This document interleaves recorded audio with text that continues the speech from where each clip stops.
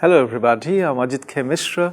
I'm here again with a very important session on some other aspects of writing strategies or writing skills.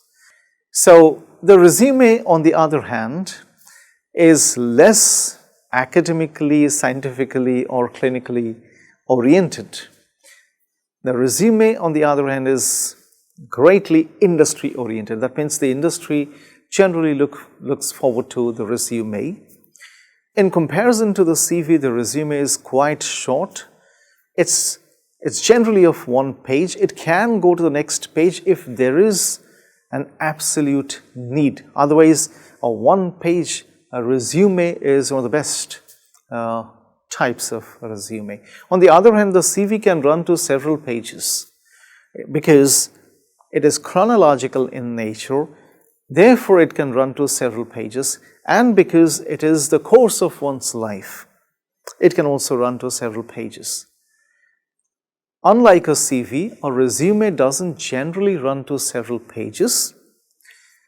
Rather, it is a very short statement of your professional achievements, your expertise, your experience, and your critical skills. So therefore, when we look at a CV, we can actually think of various types of things that we can include in it. But when we look at a resume, we generally do not think of including everything in it. Instead, we think of customizing it, tailoring it so that it suits to the need of the employers. Because a resume generally contains the most important information that we would like to communicate to our potential employers. When we look at the resume, it can be chronological, it can be functional, or it can be combined. So, a chronological resume will mean that there is no gap in somebody's employment history, and we can present all our work experiences in a chronological manner. And then chronological resumes are very helpful when it comes to applying to the industry as a newcomer or as a fresher. On the other end, when we go to the functional CV, it's very helpful when there's some kind of gap in somebody's professional history, and then somebody just wants to highlight only the most important parts of one's professional career or accomplishment or skills. One can always pick only those areas that are important for that particular job profile or that particular job position. So one can always create a functional resume with the help of all these things. On the other hand, when we have a lot of work experience, which is a hallmark of the chronological CV, and we have developed lots of skills by working, which is the hallmark of the functional CV, we can always think of combining the work experience or professional history with the skills, the critical skills developed while working in the combined resume. So these are the three most important types of resume that we can think of using while applying to a certain organization for a job. But irrespective of this classification as chronological or functional or combined, the resume is a brief statement. It's a summary of what we have done. So when we take a look at the components, the important components of resume, we can start with the first thing, that is including our name and contact information. And the same principles apply to this as well as they applied to the CV. We have to be very clear while mentioning our name and contact information.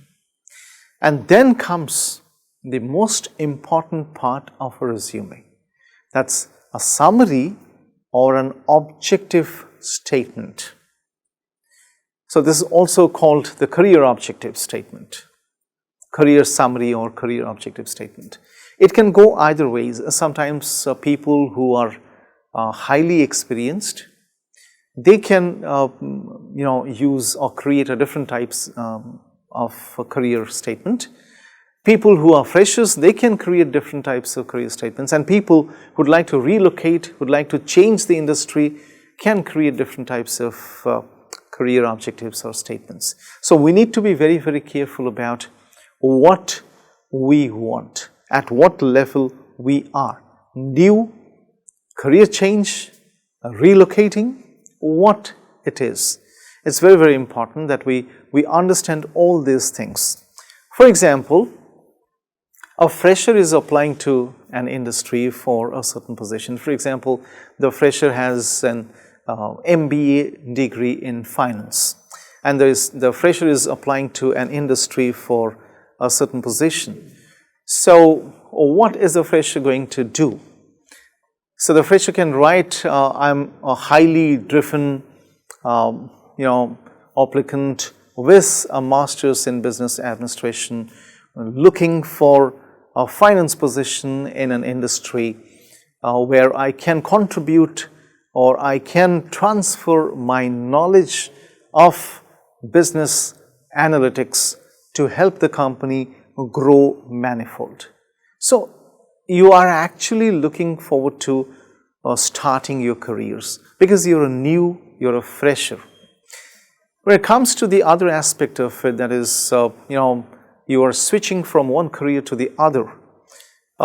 You can think of mentioning what you have done in the past, and then you can mention what kind of experience. For example, a highly accomplished professional with these and these experiences. So you can mention what kind of experiences you are taking to that particular organization or that particular industry. So that way you can think of transferring those skills to that particular industry. And there is something else that is called as relocating career objectives. So when we try to relocate from one geographic location to another, we can think of customizing our career objective or career statement in that manner so that we can communicate the right kind of information to that particular industry. For example, if somebody is planning to relocate oneself from India to the United States, the person can always mention in the resume that I'm relocating to the United States, especially the city, New Jersey or California, and then I'll be looking for a job there in that capacity, in that position. Then somebody can talk about the kind of experiences the person can bring to that particular industry. And then we come to a very important segment of the resume where you are listing your soft skills and the most important life skills that you have gathered so far. So we are listing our soft skills and hard skills, that means our technical skills. So if you have technical skills that people can reckon with, you need to mention those technical skills, because ultimately with your technical skills only you can contribute to the fortune of that particular industry, and you can enhance the fortune of that particular industry by adding your soft skills to your technical or your hard skills. So a list of the hard skills and soft skills can be included in the resume in that particular segment. And then people can think of listing their professional history with the keywords. It's very important that we list the professional history in a very classified manner. For example, one organization, the kind of responsibilities somebody actually performed in that particular organization, and thereafter the kind of experiences, the kind of contributions made by that person to that particular organization. So we need to mention how we have helped one particular organization improve its performance, strengthen its marketplace or market position with the help of that particular employee, or our support. And then we can include an education section on that resume where we'll be talking about the most important education we have received in the past. And then finally, we can close the resume by adding this optional sections if there is a need and if there is enough space left after we have mentioned all these things on the resume. So if there is an option to mention all these things on the resume, we can think of adding optional sections, especially sections on our interest, our hobbies and various other things. But we have to be very, very careful that we add sections on our interest, especially when we can show that our interests have translated into some kind of skills. Because if hobbies and interests do not translate into some kind of skills, they are not acceptable. So that is how we can actually create an effective resume. Next is we need to take care of all these components, especially when we are preparing our resume. And then once a person has finished preparing one's resume, the person has to take care of all these important details. The first one is the format.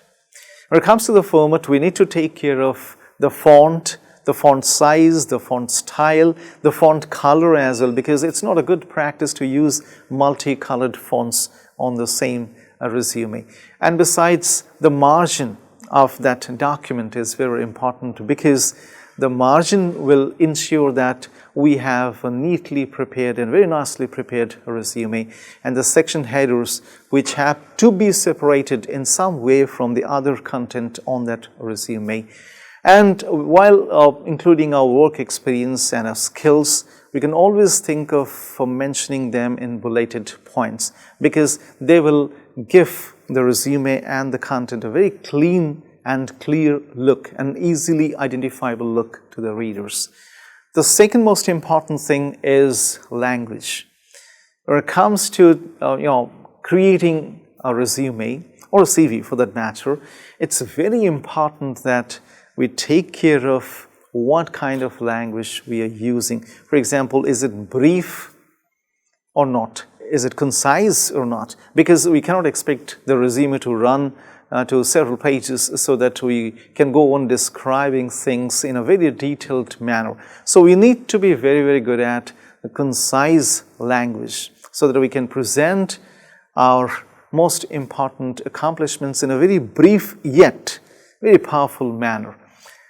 Then there is something that we all need to be familiar with. We are going to use action words on our CVs and our resumes, because when we use action words, they will mean that we have been doing something. So for any kind of action that we have performed in our professional career, we need to present those actions by using action words. For example, developed, saved, drove, managed. These are some of the action words that we can think of using while creating our CV or our resume.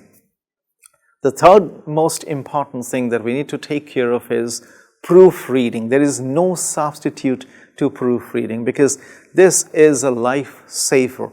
So if we spend some time on proofreading our own documents, the CV and the resume, we are going to save ourselves from embarrassment, humiliation, and even rejection, because there are certain things that require our attention before we finally decide to send the document to the potential employers. So spelling, grammar, punctuation errors are the most important ones that we need to look for while proofreading our document, because if we do not take care of these things, it will mean that the CV will be, or the resume will be, promptly rejected and will not get a second chance to revise, correct, and send it again. And then finally, customizing. When it comes to a CV or resume, customizing is the only mantra, because we cannot expect that we create just one CV and one resume and we can send the same documents to all kinds of job positions that we are applying for. So in order to make the CV stand out or the resume stand out, it's very important that we tailor these documents, we customize these documents, especially taking into account the job profile and the job responsibilities plus the expectations of that particular organization. So we can always fine tune, we can always tailor these documents so that we can create a very effective stand-alone document which can easily click with our potential employers. So that is how we can create effective CVs and resumes, and we can ensure our acceptance in the industry. So that is how we come to the end of this session. I'm very sure you have taken note of all these important elements of a CV and a resume, and you'll be exploring these elements yet further on your own, and you're going to improve your CV and resume writing skills yet further. So I'll be meeting you with a new module the next time. So until then, bye-bye.